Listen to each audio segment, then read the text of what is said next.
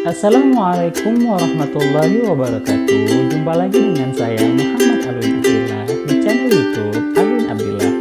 Channel yang bertujuan menebarkan kebaikan kepada siapapun setiap harinya. Nah, bagi para audiens yang baru pertama kali mengunjungi channel ini, jika tidak keberatan untuk menekan tombol subscribe, tekan lonceng, like, serta share ke teman-teman kamu agar channel ini dapat merealisasikan tujuannya, dan saya akan makin semangat untuk mengupdate konten-konten terbaru yang pastinya sangat menarik dan sangat rugi jika dilewatkan. Nah, para hadirin, hadirat, dan para audiens sekalian, pada kesempatan yang berbahagia ini kita akan membahas kajian fikih praktis part selanjutnya. Dan pembahasan yang akan kita bahas pada pertemuan kita di hari yang berbahagia ini adalah al-ghuslu wa ahkamuhu wa anwa'uhu, yaitu terkait mandi, hukum-hukumnya, dan pembahagiannya.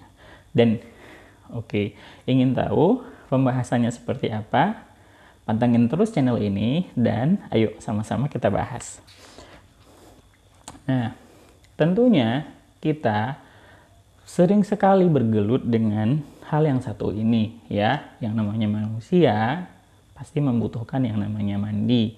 Bukan hanya manusia, tapi hewan pula juga mengenal yang namanya mandi. Nah, namun pada kesempatan yang berbahagia ini kita akan membahas lebih dalam terkait hukum fikih di dalam mazhab Syafi'i terkait mandi. Nah, apa itu mandi? Nah, definisi mandi menurut bahasa adalah sailanul ma' ala syai' ayyankan. Ya, yang dimaksud dengan mandi menurut bahasa adalah mengalirkan air kepada sesuatu apapun itu. Nah, jadi yang dinamakan dengan mandi menurut bahasa adalah mengalirkan air terhadap segala macam sesuatu, ya, tanpa terkhusus apakah itu tubuh ataupun benda mati. Nah, itu menurut bahasa. Nah, sedangkan menurut istilah, yang dimaksud dengan al-ghuslu atau mandi adalah jiryanul ma' alal badan biniyatin makhsusah. Ya, jadi mandi menurut istilah adalah mengalirkan air ke atas badan atau tubuh dengan niat tertentu. Nah, seperti itu. Nah, jauh lebih khusus daripada definisi menurut bahasa. Al-ghuslu masyru' sawa'un kana lin-nadhafah am li raf'il hadath wa sawa'un kana syaratan li'ibadah am la. Ya, jadi mandi itu disyariatkan oleh Allah Subhanahu wa taala baik tujuannya untuk kebersihan ataupun mengangkat hadas ataupun sebagai syarat untuk melaksanakan suatu ibadah atau yang lainnya.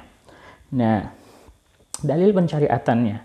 Nah, Islam dikenal sebagai agama yang bersih dan menyukai kesucian serta kebersihan. Nah, dari itu Allah Subhanahu wa taala mensyariatkan mandi. Ya, mensyariatkan mandi melalui landasan-landasan konseptual, yaitu melalui nas baik di dalam Al-Qur'an ataupun hadis. Nah, Allah Subhanahu wa taala berfirman di dalam Al-Qur'an, A'udzubillahi minasyaitonir rajim. Bismillahirrahmanirrahim. Innallaha yuhibbut tawwabin wa yuhibbul mutatahhirin. Sesungguhnya Allah mencintai hambanya yang bertobat dan hamba-hambanya yang suci dan bersih. Surat Al-Baqarah ayat 222. Nah, Rasulullah SAW juga pernah bersabda di dalam hadis yang diriwayatkan Imam Bukhari dan Muslim dari Abu Hurairah radhiyallahu anhu, qala Rasulullah SAW, haqqun ala kulli muslimin ay yaghtasila fi kulli sab'ati ayyamin yawman yaghsilu fihi ra'sah wa jasadah. Rasulullah Shallallahu alaihi wasallam bersabda, ya, suatu hal yang benar layak dilakukan oleh seorang muslim mandi setiap 7 hari itu 1 kali, atau mandi dari 7 hari itu 1 hari mandi, di mana ketika seorang muslim itu mandi ia membasuh, menyuci kepala dan tubuhnya. Nah, sedangkan ijma', ya, ulama sepakat bahwa annal ghusla lin-nadhafah mustahab, bahwasanya mandi dengan tujuan membersihkan tubuh itu hukumnya sunnah. Wal ghuslu li sihhatil ibadah wajib. Mandi tujuannya agar sah melaksanakan suatu ibadah maka hukumnya wajib. Wala yu'rafu fi hadza mukhalif, ya. Jadi tidak pernah diketahui ada satu orang ulama pun di dunia ini yang berpendapat bertolak belakang dengan pendapat ini, ya. Oke. Nah, apa hikmah pensyariatan mandi? Kenapa mandi itu disyariatkan? Ya, oke. Dalam kitab ini kita dapat menemukan beberapa hikmah mandi. Ya, di sini saya hanya akan menyebutkan 3. Yang pertama adalah husulus tsawab, yaitu mendapatkan pahala dari Allah Subhanahu wa taala, ya. Karena mandi ini merupakan syariat Allah. Ketika kita lakukan, ketika kita laksanakan, maka kita akan mendapatkan pahala dari Allah, apalagi niatnya mengharap ridha Allah. Ya, hal ini juga sejalan dengan sabda Rasulullah SAW, at-tuhuru syatrul iman, ainisfuhu au juz'un minhu. Ya, jadi kebersihan itu adalah bahagian dari iman. Nah, hikmah yang kedua adalah husulun nazafah. Ya, hikmah yang kedua adalah husulun nazafah, yaitu dengan mandi kita akan mendapatkan tubuh yang bersih, ya, merealisasikan kebersihan di dalam hidup kita, ya. Nah, tentunya dengan adanya kebersihan itu, maka stabilisasi komunitas, sosial kita baik dengan keluarga ataupun dengan masyarakat akan terjalin dengan baik. Nah, selanjutnya adalah husulun nasyat. Ya, yang dimaksud dengan husulun nasyat di sini adalah dengan mandi kita akan mendapatkan gairah ataupun semangat untuk melakukan perbuatan-perbuatan yang positif. Nah, bisa dibayangkan pemirsa, ya, orang yang tidak pernah mandi tentunya dia akan enggan, ogah melakukan sesuatu yang bersifat positif, ya, bahkan enggan bergerak atau enggan bercengkrama dan melakukan komunikasi dengan orang lain. Nah, seperti itu, ya. Nah, itu dia tadi hikmah daripada mandi itu sendiri. Nah, kemudian kita akan membahas tentang pembahagian mandi. Nah, pembahagian mandi itu terbagi kepada 2. Ada ghuslun mafrud, mandi wajib, dan ghuslun mandub atau mustahab, yaitu mandi sunnah. Nah, sebab-sebabnya juga ada. Nah, kita akan jelaskan, yaitu al-ghuslul mafrud yang pertama, ya, al-ghuslul mafrud atau mandi wajib. Wa huwa alladzi la tasihhul ibadah al-muftaqirah ila tuhri bidunihi idza wajadat asbab. Jadi yang dimaksud dengan mandi wajib adalah mandi yang tidak sah ibadah kecuali dengannya. Nah, seperti itu. Mandi wajib ini yaitu identik dengan mandi yang bertujuan mengangkat hadas besar. Dan sebab-sebabnya itu adalah janabah, junub, haid, wiladah, dan kematian. Nah, seperti itu, pemirsa, ya. Nah, apa itu janabah? Nah, di sini saya akan menjelaskan secara ringkas-ringkas saja bahwa janabah di sini, ya, atau junub, yaitu muncul jika terjadi hubungan suami istri, ya, persetubuhan antara suami dan istri, laki-laki dan perempuan, masuknya hasyafah atau ujung kemaluan laki-laki ke dalam kemaluan perempuan, atau keluarnya mani bagi laki-laki, ya, dengan sebab mimpi. Nah, seperti itu, ya, pemirsa, ya. Nah, selanjutnya adalah haid.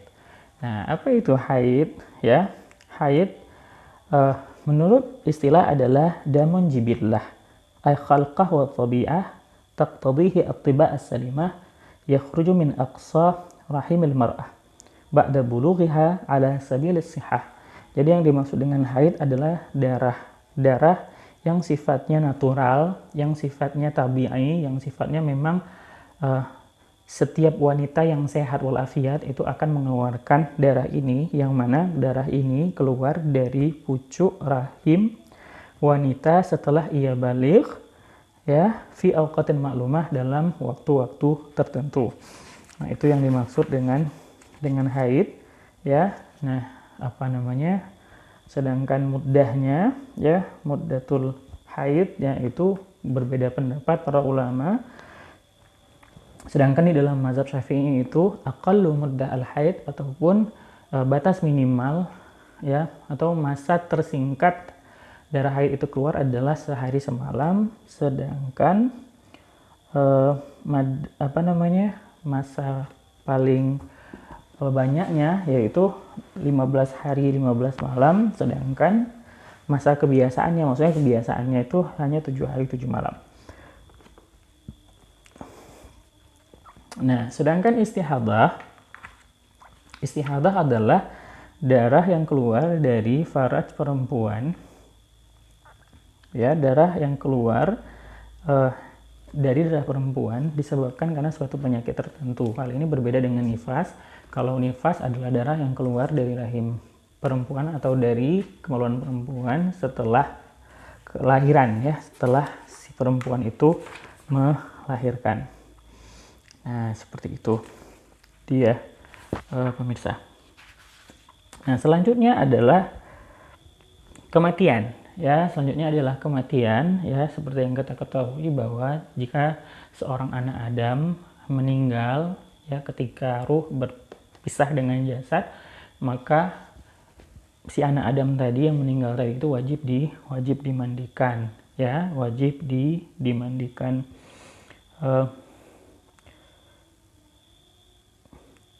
Wajib dimandikan, dan itu adalah ketentuan yang sudah ditentukan oleh Rasulullah Shallallahu Alaihi Wasallam.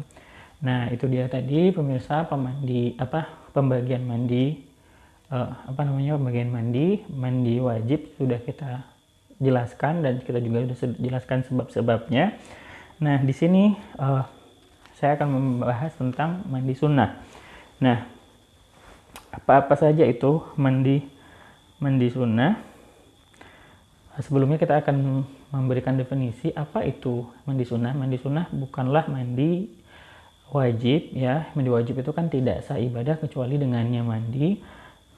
Tanpa mandi pun tetap sah beribadah, ya. Wahiyal lati qasil shalah biduniha, yaitu tanpa mandi pun seseorang bisa melaksanakan sholat. Berarti beliau sedang tidak dalam kondisi berhadas besar. Nah, jadi mandi sunnah adalah mandi yang bukan mandi wajib. Nah, apa saja mandi sunnah? Yang pertama adalah mandi di hari Jumat.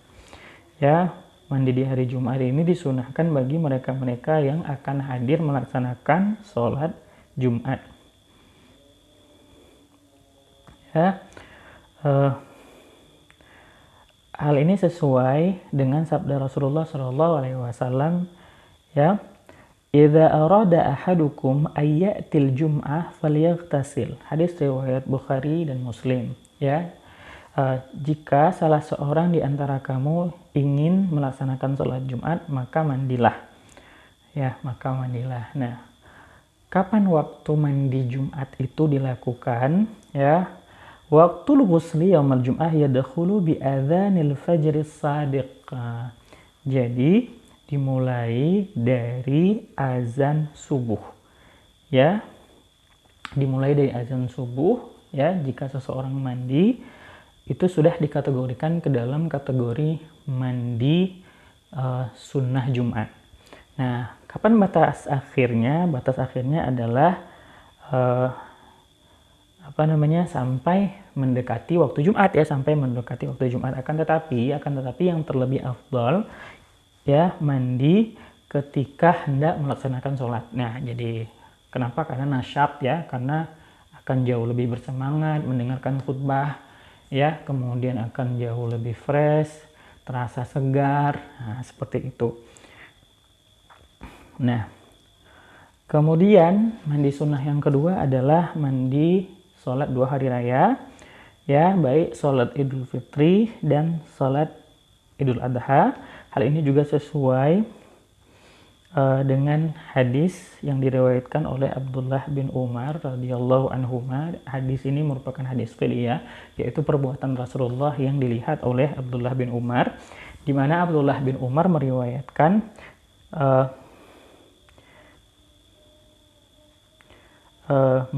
bahwa Rasulullah Shallallahu Alaihi Wasallam mandi.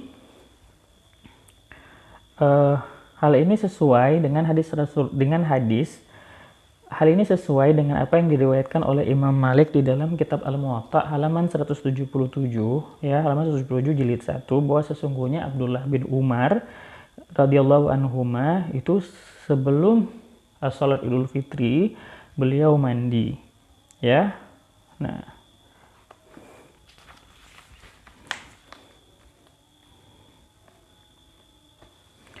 selanjutnya mandi sunnah adalah mandi dua gerhana, yaitu mandi gerhana bulan dan mandi gerhana matahari ya. Mandi gerhana bulan dan mandi gerhana matahari. Nah, maksudnya apa? Bagi mereka-mereka yang hendak melaksanakan sholat sunnah gerhana, baik gerhana bulan ataupun matahari, itu disunahkan mandi terlebih dahulu ya.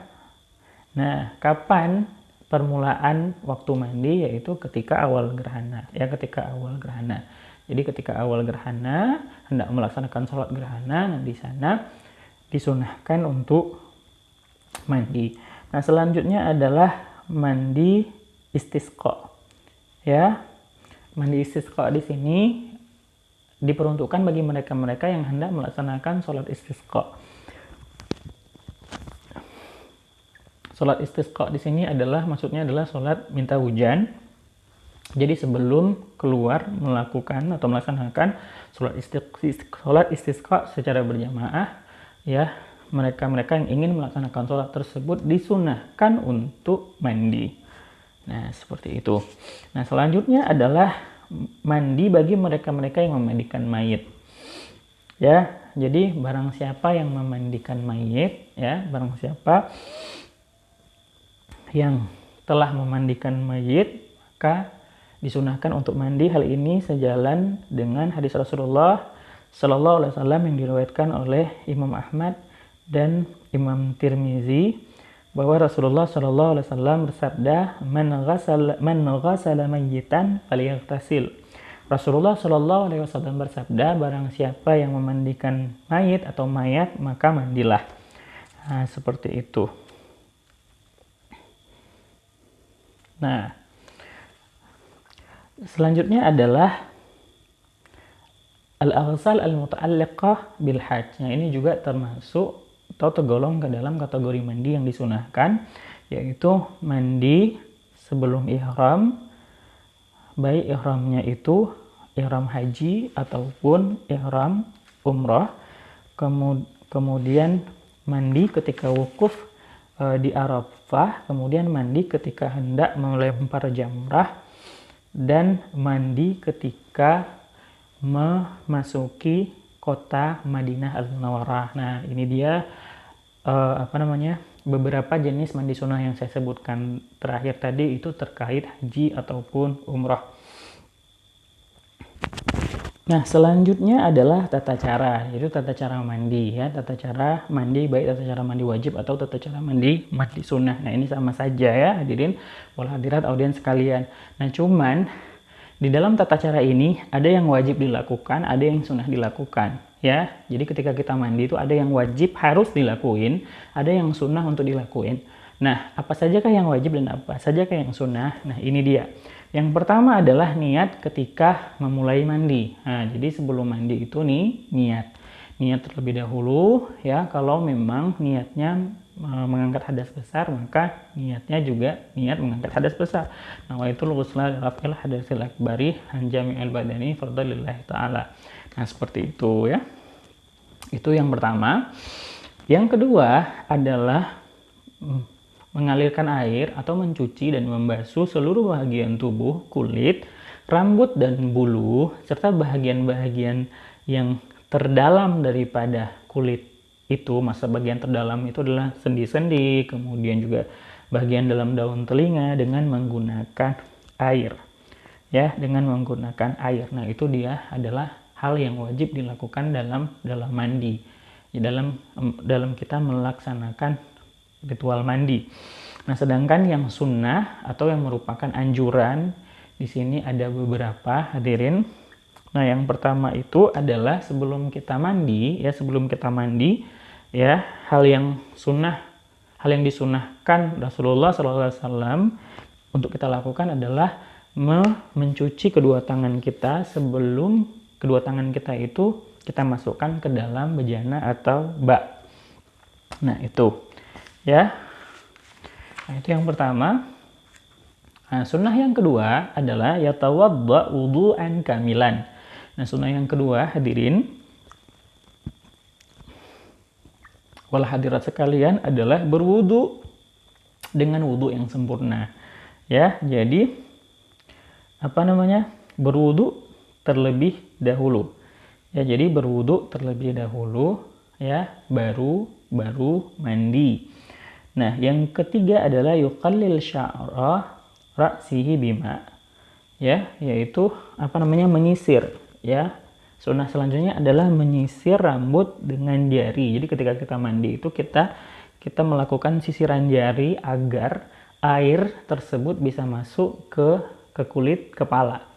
Selanjutnya yaghsil syaqqahul aiman tsummal aisar. Nah, hal yang disunahkan selanjutnya adalah mencuci atau membasuh bagian tubuh yang kanan terlebih dahulu, baru kemudian yang kiri.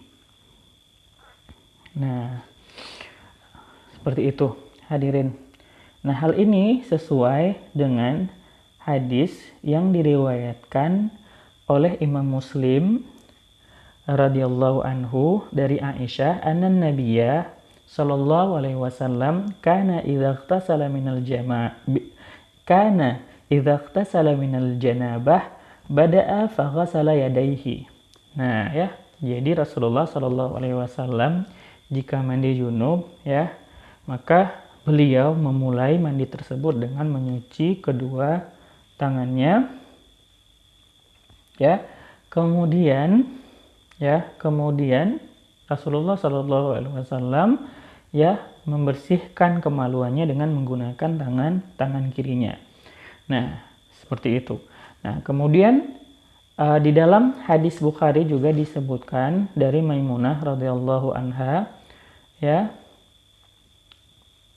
Nah, setelah itu setelah Rasulullah mencuci kemaluannya dengan tangan kiri, Maimunah meriwayatkan, "Tsumma yatawadda kama yatawadda lis-shalah."